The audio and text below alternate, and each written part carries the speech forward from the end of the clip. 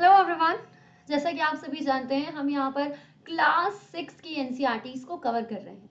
हमने अपनी पिछली वीडियो में चैप्टर 1 देखा था और आज हम देखने जा रहे हैं यहाँ पे हमारा अध्याय 2। हमने अध्याय 1 में पृथ्वी को एक खगोलीय पिंड के तेज से देखा था। हम लोगों ने सौर मंडल की चर्चा की थी और बिल्कुल वैसे ही हम लोग आज उतनी ही गहराई से समझने वाले हैं ग्लोब के बारे में। दोस्तों, आप सभी जानते हैं कि हमारी पृथ्वी लगभग गोलाकार है और हमारी पृथ्वी को वास्तविक रूप में समझने के लिए हम इस्तेमाल करते हैं एक ग्लोब का। ग्लोब हमारी पृथ्वी की एक वास्तविक प्रतिकृति होती है। इस ग्लोब को हम इस तरीके से देखते हैं और इसी के साथ हम इसे गोल गोल घुमा भी सकते हैं। हम इसे पश्चिम से पूर्व की ओर घुमा भी सकते हैं। हमें बचपन से हमेशा तक ऐसा लगता था कि भाई ये इस तरीके से तिरछा क्यों रखा रहता है। मुझे तो कई बार स्कूल में ये भी लगता था कि शायद ये अपनी एक डिजाइन के लिए इस तरीके से तिरछा रखा रहता है, पर ऐसा नहीं है। हमारी जो पृथ्वी है ये इसी तरीके से झुक करके घूमती है। देखिए दोस्तों, अब क्या होता है, ये हमारी पृथ्वी है। अब ये क्या करती है, इस तरीके से घूमती है। अगर मैं आप लोगों को बताऊं तो आप किसी भी गोल चीज को जब घूमता हुआ देखते हैं तो उसके वो पॉइंट जो ऊपर और एग्जैक्टली नीचे है वो उसकी धुरी होते हैं। लेकिन हमारी पृथ्वी बिल्कुल सीधे नहीं घूमती, बल्कि ये ऐसे झुकी हुई है 23 डिग्री एंड हाफ। देखो, अब एक 23 डिग्री एंड हाफ कैसे देखते हैं हम। ये जो चांदा होता है जिसका इस्तेमाल आप अपने गणित में किया करते थे, उसी से हम लोग देखते हैं कि अगर हमारी पृथ्वी सीधी होती तो वो कैसे होती। सीधी होती तो बिल्कुल ऐसे करके ऐसे घूमती, लेकिन ये 23 डिग्री एंड हाफ झुकी हुई है। सो ये जो कोण बनता है, आप स्क्रीन पे देखिए, ये वाला, ये जो कोण है ना, this is 23 degree and half. ठीक है। अब अभी तो आप एनसीईआरटीज कवर कर रहे हैं, इसलिए मैं आपको बता रही हूँ कि हमारी पृथ्वी 23 डिग्री एंड हाफ अक्ष पर झुकी हुई है। लेकिन आप जैसे जैसे मेरे साथ ज्योग्राफी में आगे बढ़ेंगे, अनअकैडमी की प्लस क्लासेस में मैं आपको मिलियानकोविच साइकिल भी पढ़ाती हूँ, जिसमें आप देखते हैं कि हमारी पृथ्वी का ये जो अक्षीय झुकाव है ये भी घटता बढ़ता है। अब क्या होता है, हमारी पृथ्वी को समझने के लिए हम इस ग्लोब का इस्तेमाल तो कर लेते हैं, लेकिन इसी के साथ हमारी पृथ्वी पे लोकेशन को ज्ञात करने के लिए, स्थिति का पता लगाने के लिए हम कुछ काल्पनिक रेखाओं को बनाते हैं। उन्हीं में से एक है विषुवत वृत्त। हमारी पृथ्वी के बीचों बीच एक रेखा खिंची हुई है जिसे हम भूमध्य रेखा कहकर पुकारते हैं, जिसे हम विषुवत वृत्त कहते हैं, इक्वेटर। यह हमारी पृथ्वी के बिल्कुल बीचों बीच खिंची हुई है।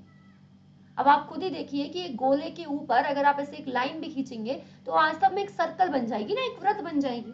इसलिए इसे भी हम विषुवत वृत्त कहते हैं। यह हमारी पृथ्वी को दो भागों में विभाजित कर देता है, उत्तरी गोलार्ध और दक्षिणी गोलार्ध, northern hemisphere and southern hemisphere. वास्तव में हमारी पृथ्वी पे ऐसा कुछ भी नहीं है, ये सब हम लोगों ने काल्पनिक तौर पे खींच के रखा है। तो बिल्कुल इसी विषुवत वृत्त के समानांतर हम ऐसी ही हॉरिजॉन्टल क्षैतिज रेखाएं, क्षैतिज वृत्त बनाते जाते हैं, जिन्हें हम क्या कहते हैं, जिन्हें हम अक्षांश कहते हैं। दोस्तों, इन अक्षांश और देशांतर के बारे में आप स्कूल टाइम से पढ़ते आ रहे हैं, बट अगर मैं आप लोगों को वास्तव में बताऊं तो ये जो अक्षांश है ना भाई, अक्षांश और अक्षांश रेखा में अंतर होता है।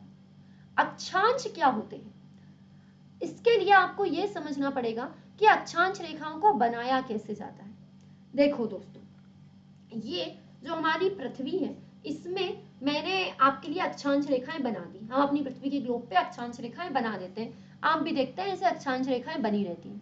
पर भाई, ये अक्षांश रेखाएं तो हम डिग्री के अनुसार बोलते हैं। 10 डिग्री की अक्षांश रेखा, 20 डिग्री की अक्षांश रेखा, 30 डिग्री। और डिग्री डिग्री क्या होती है, तो ये डिग्री की जो हम बात करते हैं ना, ये कोण वाली डिग्री होती है, ये एंगल वाली डिग्री होती है। ये जो हमारा चांदा है ना, ये वाले एंगल की। तो यहाँ पे आपको देखना है कि जब हम लोग इस चांदे से कोई भी कोण बनाते हैं तो आपको मालूम है हमें एक केंद्र लेना पड़ता है, जहां पर हम चांदे का ये केंद्र बिंदु रखते हैं। उसके बाद इस तरीके से ये 0 और फिर हम 1 डिग्री, 2, 3, 4, 20, 30, 90 ऐसे कोण बनाते हैं। तो भाई हमारी पृथ्वी तो ऐसी है, 3D शेप में लगभग गोल है। तो इस पे जब हम लोगों को डिग्री बनानी होगी तो केंद्र कहाँ लिया होगा। कोई कहेगा भूमध्य रेखा, तो भूमध्य रेखा पर कहाँ, ये तो चारों तरफ है। ध्रुव पर, तो ध्रुव पर कहाँ, उत्तरी ध्रुव से लिया। तो अब आप बताओ कि उत्तरी ध्रुव में 10 डिग्री तो यहाँ आ रहा है, ऐसे कैसे लाइन बना दे। तो सच्चाई ये है कि जैसे ये रेखाएं काल्पनिक है, बिल्कुल वैसे ही हम लोगों ने क्या किया, अपनी पृथ्वी को एक काल्पनिक तौर पर दो भागों में विभाजित कर लिया, जैसे आपको इस साइड में चित्र में दिख रहा है। और क्या किया, अब क्या होता है, गोले पे सेंटर ढूंढना, एक गोले का जो केंद्र ढूंढना है वो मुश्किल होता है, लेकिन यहाँ पे हमें एक फ्लैट सरफेस मिल गया, वृत्त मिल गया, जिसका केंद्र बिंदु ढूंढना बहुत आसान हो गया। तो इसका जब केंद्र बिंदु हम लोगों को मिल गया तो हम क्या देखते हैं, इसका जो केंद्र है यहां से हम लोग कोण बनाना शुरू करते हैं, 10 डिग्री, 20 डिग्री, 30 डिग्री, और फिर क्या होता है भाई, फिर हम लोग ऐसे करके बनाते रहते हैं, सबसे ऊपर बन जाता है कौन सा, 90 डिग्री का। बिल्कुल ऐसे ही नीचे भी बनाते हैं, साइड में ये चित्र देखिए आप मेरे ऊपर, ऐसे नीचे भी बनाते हैं 10, 20, 30 और सबसे नीचे 90। उसके बाद क्या करें, 91, 92, 93 बनाए, नहीं, नो, क्यों नहीं बना रहे, देखो भाई, हमने जब इसको आधा काटा था ना, तो क्या हुआ था, हमने जब अपनी पृथ्वी को आधा काटा तो मुझे डॉट मिले, जैसे एक 0 का मिला, एक 10 का मिला, ये देखो चित्र में देखो आप, इसको काटने के बाद एक यहाँ डॉट मिला, एक यहाँ मिला, यहाँ मिला, ऐसे 1 2 3 4 सबके मिले, उनसे मैंने ये लाइन खींचना शुरू किया, पूरा पीछे तक गई, पर ये लाइन में आधे गोले पे नहीं रुक जाती, काल्पनिक तौर पे काटा है ना भाई, तो ये लाइन बढ़ती है और यहां तक आती है, मतलब इसी डॉट से लाइन इतने हिस्से पे बनी और पृथ्वी में यहाँ पे रिपीट होके आ गई। तो यहाँ पे आप देखोगे कि 0 की 1 2 3 4 89 तक ऊपर तक ऐसे गोले बनते जाएंगे, वृत्त बनते जाएंगे, और वैसे ही नीचे नीचे भी आप देखोगे तो 0 से लेकर 89 तक बिल्कुल ऐसे ही वृत्त बनते जाएंगे। ठीक है, तो ये क्या है, पृथ्वी के अंदर ये जो बने थे, पृथ्वी के केंद्र से उसकी सतह पर बनाए हुए कोण अक्षांश थे, ठीक, और इन अक्षांश से मैंने क्या बनाई, अक्षांश रेखाएं बनाई। तो दोस्तों हम बात करते हैं कि कुल अक्षांश कितने हुए।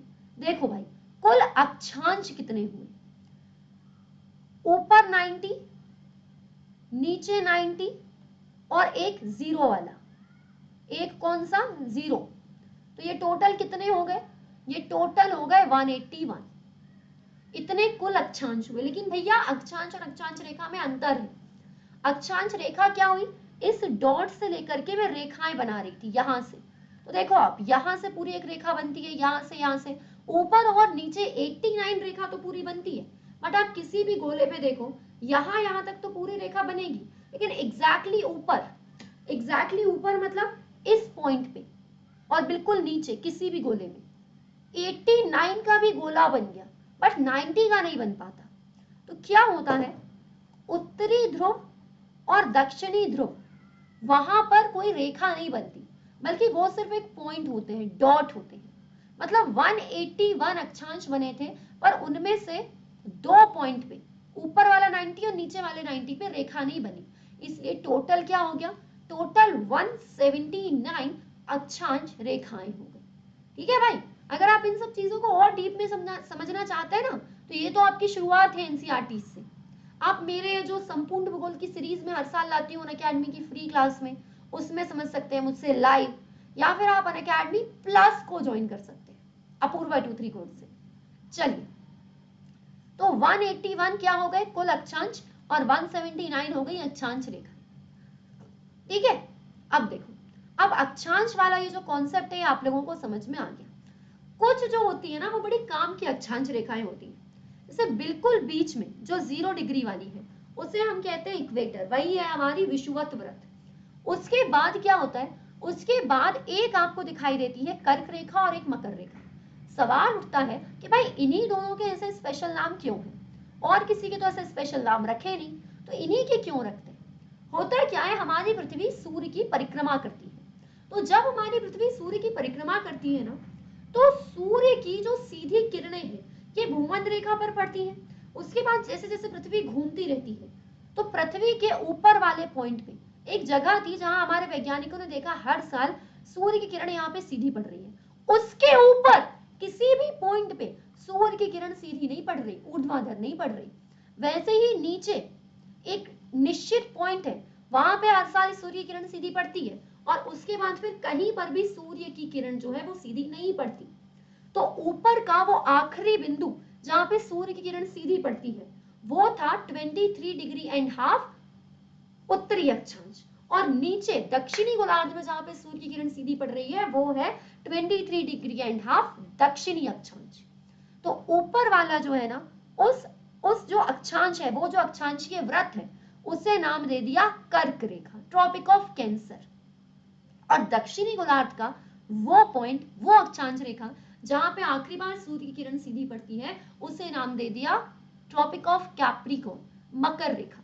ठीक है भाई, मतलब कि कर्क रेखा और मकर रेखा के बीच की हर अक्षांश रेखा पर साल में एक बार सूर्य की किरण सीधी पड़ती है, इक्वेटर पे 2 बार पड़ती है।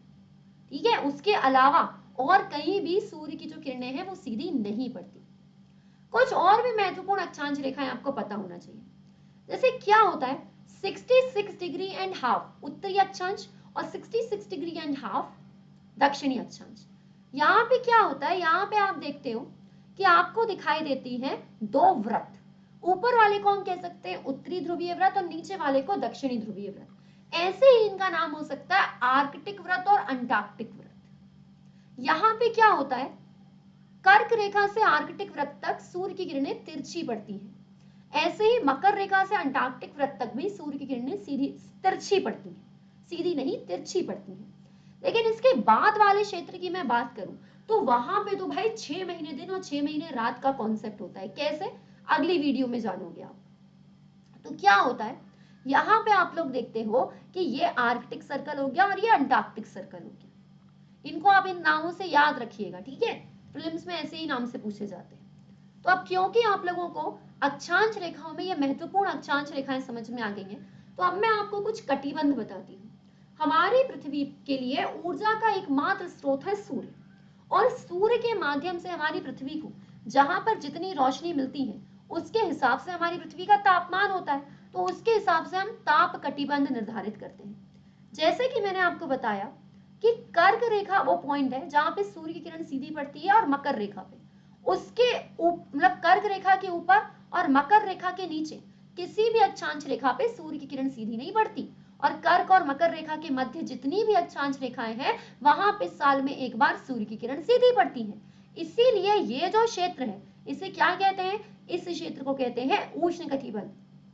इस क्षेत्र को क्या कहते हैं, इस क्षेत्र को कहते हैं ट्रॉपिकल जोन, उष्ण कटिबंधीय क्षेत्र। ठीक है, ये क्या है, ये ट्रॉपिकल जोन है, ये उष्ण कटिबंधीय क्षेत्र है, क्योंकि यहाँ पे साल में एक बार सूर्य की जो किरण है वो हर अक्षांश पे बिल्कुल सीधी पड़ती है, 90 डिग्री का कोण बनाती है, ऊर्ध्वाधर पड़ती है। इसके बाद क्या होता है, कर्क रेखा से आर्कटिक सर्कल मतलब 23 डिग्री एंड हाफ से 66 डिग्री एंड हाफ, और मकर रेखा से अंटार्कटिक सर्कल, ये जो क्षेत्र होता है इसे कहते हैं शीतोष्ण कटिबंध। यहां पर सूर्य की किरणें तिरछी पड़ती हैं।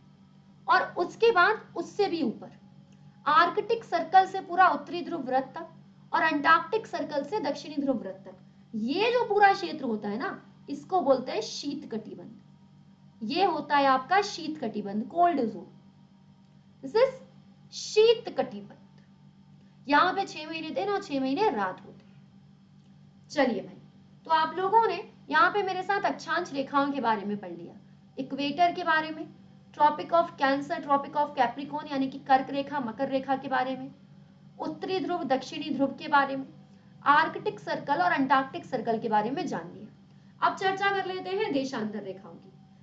दोस्तों हम लोग यहाँ पे एनसीईआरटीज पढ़ रहे हैं, इसलिए बहुत ही बेसिक चीजें मैं आपको बता रही हूँ। एक बार आप अपना बेसिक्स कंप्लीट कर लीजिए, उसके बाद आप मेरी अनअकैडमी की स्पेशल क्लासेस में आइए, आपको मैं हायर लेवल का पढ़ाऊंगी। और फिर प्लस क्लास में आइए, फिर आपको लवासना की टिकट कंफर्म करके मैं दे दूंगी। चलिए, लवासना क्या होता है, तो इस पे भी वीडियो बना दूंगी।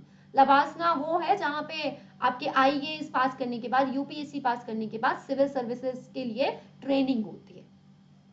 चलिए, जैसे हम लोगों ने काल्पनिक तौर पे अक्षांश रेखाएं बनाई हैं, बिल्कुल वैसे ही हमने काल्पनिक तौर पर देशांतर रेखाओं को भी बनाया है। देशांतर रेखाएं क्या होती हैं, तो दोस्तों देशांतर रेखाएं उत्तरी ध्रुव को दक्षिणी ध्रुव से मिलाने वाली रेखाएं होती हैं। देशांतर रेखाएं उत्तरी ध्रुव को दक्षिणी ध्रुव से मिलाने वाली रेखाएं होती हैं। ठीक है, तो ये क्या करती हैं, ये इस तरीके से बनती हैं, तिरछी। आप अभी 2D सरफेस पे देख रहे हो एक कागज में, इसलिए आपको ऐसा लग रहा है कि इनमें से एकांत रेखा सीधी है ये वाली, नहीं, ये सारी रेखाएं ऐसी तिरछी होती है क्योंकि वो गोले पे बनी है। और इनको भी कैसे बनाते हैं, इनको भी एंगल से बनाते हैं। पर दोस्तों इनको जब बनाया होगा तो कैसे बनाया होगा, इनके लिए भी डिग्री चाहिए। तो यहां भी हमने काल्पनिक तौर पे पृथ्वी को दो भागों में विभाजित कर दिया। फिर क्या होता है भाई, जब हमने पृथ्वी को दो भागों में विभाजित कर दिया तो इस बार ऐसे किया, ऐसे खड़े में काटा। तो यहाँ पे 0 बिल्कुल सामने, फिर 1 2 3 4 पूर्व में हम बनाते गए, पूर्व में 90 डिग्री पूर्वी देशांतर आ गया। उसके बाद पश्चिमी में 90 डिग्री पूर्वी देशांतर आ गया। क्या होता है, यहां से हमें डॉट मिले।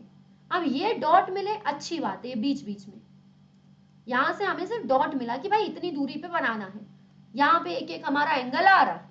लेकिन हमने क्या किया, उत्तरी ध्रुव को दक्षिणी ध्रुव से मिलाया। दोस्तों यहाँ थोड़ा सा ज्यादा दिमाग उपयोग करना, उत्तरी ध्रुव को दक्षिणी ध्रुव से मिलाया। आप यहाँ पे देखिए कि मैं लाइन को रिपीट नहीं कर रही हूँ, उत्तरी ध्रुव को मैंने दक्षिणी ध्रुव से मिलाया। I didn't repeat the line, मैंने इस लाइन को ऊपर से शुरू किया और नीचे लगा दिया। जैसे आपके लिए वाटरमेलन पे लाइन होती है, मैंने इसको ऊपर से शुरू किया और नीचे खत्म कर दिया। तो क्या हुआ, 0 वाली ऐसे आपके सामने बनी, 90 वाली यहाँ बनी पूर्व में और दूसरी 90 वाली पश्चिम में, तो आधा गोला कवर हो जाता है। यहाँ देखो अब चित्र में, यहाँ पे 0, उसके बाद 90 पूर्व में 90 पश्चिम में, आधा गोला तो आपका कवर हो गया पृथ्वी का। लेकिन पीछे वाला तो पूरा खाली है भाई, इनको हम रिपीट नहीं करते। क्यों नहीं करते, इनको रिपीट कर देंगे ना तो हम टाइम को ठीक से निर्धारित नहीं कर पाएंगे, इसलिए देशांतर रेखाओं को रिपीट नहीं किया जाता। अब क्या होता है, यहाँ पे पूर्वी साइड ढक गया, पश्चिमी साइड ढक गया, पीछे का भी तो करना है भाई पूरा। तो क्या करते हैं, हमने क्या किया, यहाँ पे इसको केंद्र माना था और चांदा रखा था, ये वाला चांदा, इसको रख करके हमने क्या किया था, एक बार इसको ऐसे रखा, ऐसे, और 0 से लेकर 179 तक पूरा बना दिया। इस साइड भी 0 से लेकर 179 बनी। अब भाई लिखते चलो जरा, ठीक है, कितनी बनाई आपने, एक तो बनाई आपने 0 डिग्री की देशांतर रेखा, लिख लो जरा। उसके बाद पूर्वी साइड कितनी बनाई, पूर्वी साइड तुमने बना दी 179, अभी 179 ही बनाई है भाई मैंने। पश्चिमी साइड भी मैंने बना दी 179, ठीक है, इतनी बना दी। अब क्या हुआ, एक बार मैंने ऐसा चांदा रखा और 180 के लिए डॉट बनाया, यहां आया। एक बार मैंने ऐसा चांदा रखा, 180 के लिए डॉट यहां आया। 179 के लिए अलग अलग आए थे, एक इस साइड आया था, एक इस साइड आया था। लेकिन आप सभी को पता है कि 180 का तो एक ही डॉट आ गया भाई, 180 की एक ही रेखा बनी, पूर्वी साइड से भी और पश्चिमी साइड से भी, पूर्वी साइड से भी और पश्चिमी साइड से भी। ये मत सोचना कि 0 और 180 की एक ही है, ये आधे होते हैं ना, अर्धवृत्त होते हैं। तो जैसे 0 वाली अगर आपके सामने है तो 180 वाली बिल्कुल उसके पीछे है, 180 वाली बिल्कुल उसके पीछे है। लेकिन आपको क्या देखना है, आपको ये देखना है कि 180 डिग्री पूर्वी और 180 डिग्री पश्चिमी याम्योत्तर रेखा एक ही है। ये जो लिखा हुआ है ना, जैसे ये 0 है, ये देखो ये 0 है, तो इसके एग्जैक्टली पीछे होगी 180 वाली लाइन, ये 90 वाली, ये 90 वाली, और इसके एग्जैक्टली पीछे होती है 180 वाली, ठीक है। तो टोटल कितनी हुई, टोटल हो जाती है ये 360, टोटल हो जाती है देशांतर रेखा 360, ठीक है। चलो अब क्या होता है, हम लोग ना देशांतर रेखाओं के अनुसार ही समय को निर्धारित करते हैं। क्यों भाई, अक्षांश के अनुसार क्यों नहीं करते? तो इसके लिए ना आप एक बहुत ही आसान चीज समझने की कोशिश करना।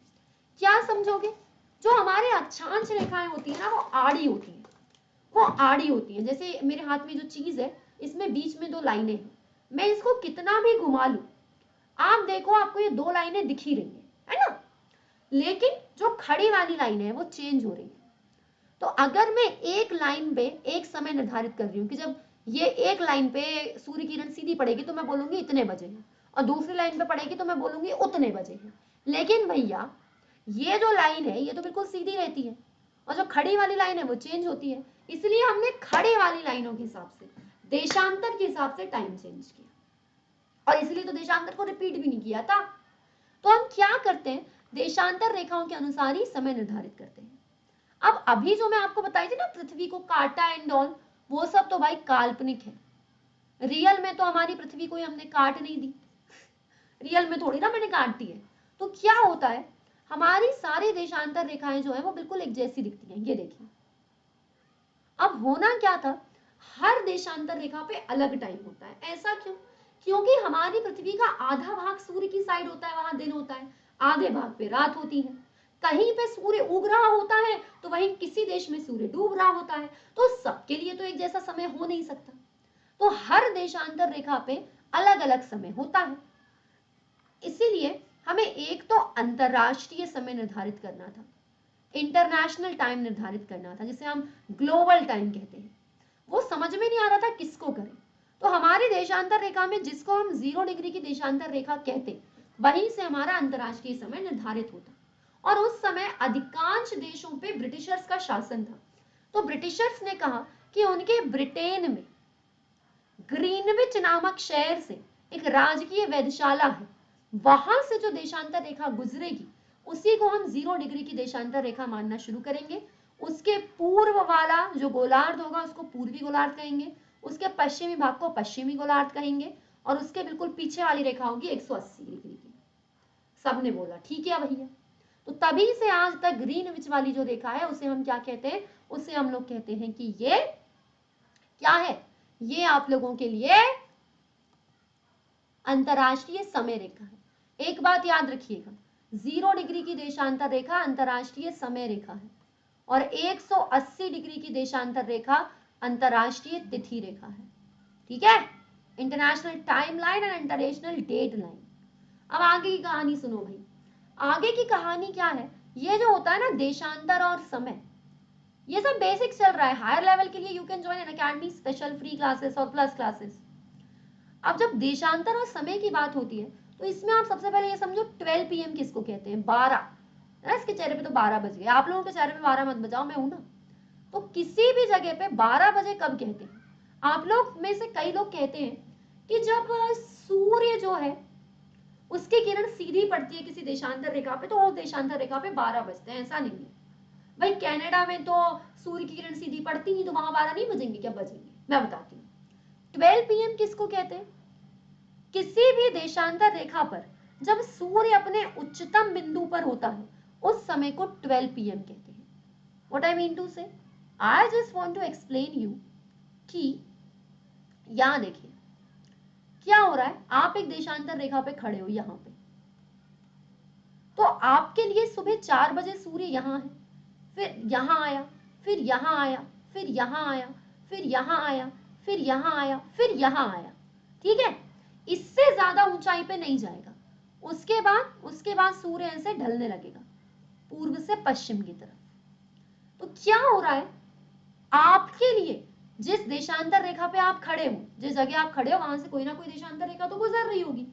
तो वहां पे जब सूर्य अपने उच्चतम बिंदु पे होता है ना, तब हम लोग कहते हैं कि दिस इज 12 PM। ठीक है, चल अब जो समय होता है उसको हम कैसे देखते हैं, देखो भाई, ग्रीनविच रेखा से पूर्व की ओर जो समय है वो कैसा होता है, वो समय होता है आगे। मतलब जैसे यहाँ 12 बजे हैं तो यहाँ 1 2 3, और ग्रीनविच रेखा के पश्चिम में ये पीछे होता है 11 10। ऐसा क्यों, अभी समझाती हूँ। इसके लिए सबसे पहले तो आप समझो कि 15 डिग्री देशांतर रेखा से 1 घंटे का अंतर आता है। ऐसे कैसे भैया, तो सुनो कहानी मेरी जुबानी। हमारी पृथ्वी जो है उसमें टोटल 360 देशांतर रेखाएं हैं, और वो अपना पूरा एक चक्कर लगाती है, मतलब 360 डिग्री घूम जाती है। कितनी देर में, 24 घंटे में। तो 24 घंटे में हमारी पृथ्वी 360 डिग्री घूम जाती है। सूर्य के सामने से 360 देशांतर रेखाएं गुजर जाती हैं। तो 1 घंटे में सूर्य के सामने से कितनी देशांतर रेखाएं गुजरती होंगी, कितना डिग्री घूम जाती है हमारी पृथ्वी, 360 अपॉन 24, 15। वेरी गुड, 60 मिनट में 15 डिग्री, या फिर 15 डिग्री 60 मिनट में, तो 1 डिग्री 60 अपॉन 15, 4 मिनट में। 4 मिनट में हमारी पृथ्वी 1 डिग्री घूम जाती है। जैसे अगर आप 21 डिग्री देशांतर रेखा पे खड़े हो तो 22 डिग्री देशांतर रेखा के और आपके समय में 4 मिनट का अंतर होगा। ठीक है, हाँ जी। अभी मैं आपको बताऊंगी एग्जैक्टली अंतर हम लोग क्यों नहीं मानते, क्योंकि हमने मानक समय रेखा जो मान करके रखी है। अब आपको समझ में आ गया कि 15 डिग्री से 1 घंटे का अंतर आता है। देखो भाई ये क्या है, ये मान लीजिए 0 डिग्री है, ये 15 डिग्री, ये 30 डिग्री, ये सब क्या है, ये सब पूर्वी देशांतर रेखा है, ईस्ट। ये 45, यहाँ पे 15, 30। अब देखो होता क्या है भैया, होता ये है कहानी में कि हमारी जो पृथ्वी है वो अपने अक्ष पे घूमती है और सूर्य की परिक्रमा भी करती है। ये दोनों काम करती है वो पश्चिम से पूर्व दिशा में। कौन सी दिशा में? पश्चिम से पूर्व हमारी पृथ्वी घूमती है। और क्योंकि हमारी पृथ्वी पश्चिम से पूर्व घूमती है, इसीलिए हमें ऐसा लगता है कि जो सूर्य है वो पूर्व से पश्चिम की ओर घूम रहा है। तो पहले जो पूर्व में होते हैं ना, उनको सूरज दिखाई देता है सीधा, मतलब उनके आकाश में अपने उच्चतम बिंदु पे होता है, फिर पश्चिम वालों क्या। तो मान लीजिए कि 0 डिग्री पे ग्रीनविच रेखा पे 12 PM हो रहा है, तो बताइए जरा 15 डिग्री पूर्वी देशांतर रेखा पे कितना होगा? 1 PM। ऐसा क्या है, सूर्य तो पूरब से आ रहा है ना, जो सूर्य है वो पहले यहां पर था 15 डिग्री ईस्ट में, फिर 0 डिग्री पे आया, यहां बज रहे होंगे 2, यहां बज रहे होंगे 3, यहां 12 बज गए सूर्य अपने उच्चतम बिंदु पर, यहां भी आने में टाइम है, तो यहां पे 11 बजे होंगे 11 AM, यहां पे 10 AM, इस तरीके से टाइम चलता है। तो आपको ये तो पता है कि पूर्व और पश्चिम में टाइम कैसे बदलता है, लेकिन ये भी पता होना चाहिए क्यों। क्योंकि हमारा जो पृथ्वी है वो पश्चिम से पूर्व घूम रही है, इसलिए हमें ऐसा लगता है कि सूर्य पूरब से पश्चिम जानता है, sunrise in the east, that's why. क्यों लगता है ऐसा sunrise in the east? Because जो पृथ्वी है वो पश्चिम से पूर्व की तरफ जा रही है। तो पहले पूर्व वालों के यहाँ सूर्य अपने उच्चतम बिंदु पे आया, फिर धीरे धीरे जा रहा है, ठीक है। चलो भाई, अब क्या होता है, होता यह है कि हमारा जो ग्लोबल टाइम है, अंतरराष्ट्रीय समय है, वो हम किसको मानते हैं? तो जितना भी ग्रीनविच रेखा पे बचता है उसको तो हम अंतरराष्ट्रीय समय कह देते हैं। लेकिन क्या होता है, जो देश है ना वो काफी बड़े बड़े होते हैं, जैसे रूस काफी लंबा चौड़ा देश है भाई, तो वहां पे बहुत सारी देशांतर रेखाएं गुजरती हैं। अब मान लीजिए, पहली बात तो कोई भी अंतरराष्ट्रीय समय को अपना समय नहीं मान सकता। अंतरराष्ट्रीय समय पे 12 बज रहे हैं, कहीं पे सूरज डूब रहा है, वो कैसे बोल दें? 6 बजे की शाम को 12 बजे कैसे बोल दें? तो हर देश का अपना अपना अलग समय होता है, मानक समय, जिसको वो एक मानक देशांतर रेखा मान लेते हैं कि इस पे जितने बजेंगे उतने हम हमारे देश में बोलेंगे। रूस में क्या होता है, रूस से बहुत सारी देशांतर रेखाएं गुजरती हैं। तो क्या होता है, रूस में अगर एक देशांतर रेखा का समय पूरे देश को मानना पड़ रहा है, तो मान लीजिए एक देशांतर रेखा को इन लोगों ने मानक समय रेखा मान लिया, वहां पे 12 बज रहे हैं, लेकिन कहीं पे शाम को 4 बजे वाली स्थिति हो रही है, तो वो बेचारा कैसे कहते कि 12 बज रहे हैं? इसीलिए रूस में 11 टाइम जोन है, अलग अलग टाइम जोन है। अगर आप कहीं पे भी हैं रूस में, तो आपको देखना पड़ेगा कौन से टाइम जोन के हिसाब से आप बात कर रहे हैं कि 10 बजे मिलना है, ठीक है। हम बात करते हैं भारत की। भारत के लिए बहुत आसान है, हमारे भारत की एक ही मानक समय रेखा है और वो है 82.5 पूर्वी देशांतर रेखा। हमारा भारत उत्तर पूर्वी गोलार्ध में आता है, इसीलिए हमारी जो क्या है, हमारी जो समय रेखा है, मानक समय रेखा है, वो है 82.5 पूर्वी देशांतर रेखा। अब देखो भाई, ये जो रेखा है इस पे जितने बजते हैं उसी को हम पूरे भारत में कहते हैं कि इतने बज गए। जैसे जब इस पे 3:30 PM होता है, तब मैं अनअकैडमी पे अपनी फ्री स्पेशल क्लास लेती हूँ, तो उस समय गुजरात वाले भी आ जाते हैं, असम वाले भी आ जाते हैं, अरुणाचल प्रदेश वाले भी आ जाते हैं, और आप भी आ जाना कल से। तो क्या होता है, सबके लिए एक ही समय है, जितना 82.5 पूर्वी देशांतर रेखा पे बजेगा वही भारत का समय होता है।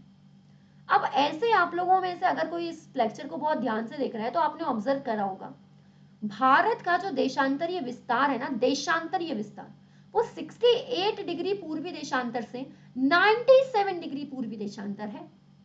अगर आप देखेंगे तो भारत से लगभग 29 पॉइंट समथिंग इतनी देशांतर रेखाएं गुजरती हैं। 15 देशांतर रेखा से 1 घंटे का अंतर आता है, मान लो 29 पॉइंट समथिंग है, एज एन एवरेज 30, लगभग 30 डिग्री से तो 2 घंटे का अंतर आना चाहिए भैया।